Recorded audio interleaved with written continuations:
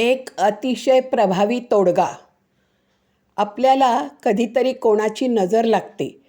अशा वेळी आपली अन्नावरची वासना जाते. काहीही खायचे तर खावेसे वाटत नाही. अगदी उदास उदास वाटते. त्यावेळी एक प्रभावी तोडगा केल्यास अतिशय फायदा होतो. तो प्रभावी तोडगा कोणचा ते मी आता तुम्हाला सांगते. कारण काही वेळेला आपण जेवायला बसलेलो असतो. अशा वेळी कुणीतरी अवचित येतं व आपल्या अन्नावर त्याची नजर जाते. त्याची नजर जर वाईट असेल तर आपल्याला अन्नावरची आपली वासना जाते. काही खावंसे वाटत नाही. उदास उदास वाटते. अशा वेळेला हा जो तोडगा आहे हा करायला पाहिजे. लहान मुलं, वयस्कर व्यक्ती, गरोदर महिलांनी तर अशा वेळी हा तोडगा हमखास करावा. कारण त्यांची जर अन्नावरची वासना गेली तर काही खावेसे वाटत नाही. मन उदास होते. लहान मुलं असतील तर सारखी रडतात, किरकिर करतात.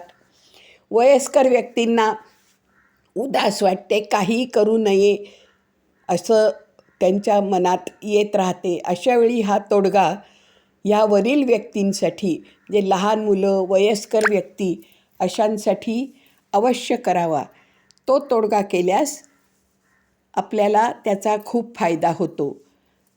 तर अशा वेळेला आपण काय करायचे तर एक असा प्रभावी मंत्र आहे तो म्हणावा.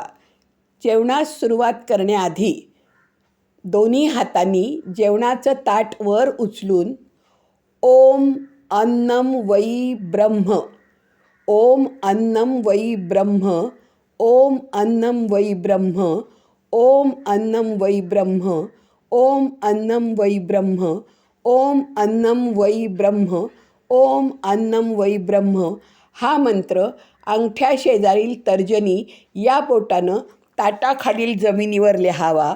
वरील मंत्र 7 वेळा अन्नास हात लावून म्हणावा. जसं मी आत्ता तुम्हाला म्हणून दाखवलं, ओम अन्नम वै ब्रह्म हा मंत्र 7 वेळा म्हणायचा आणि जमिनीवर एकदा बोटाने लिहायचा व 7 वेळा अन्नास हात लावून म्हणायचा.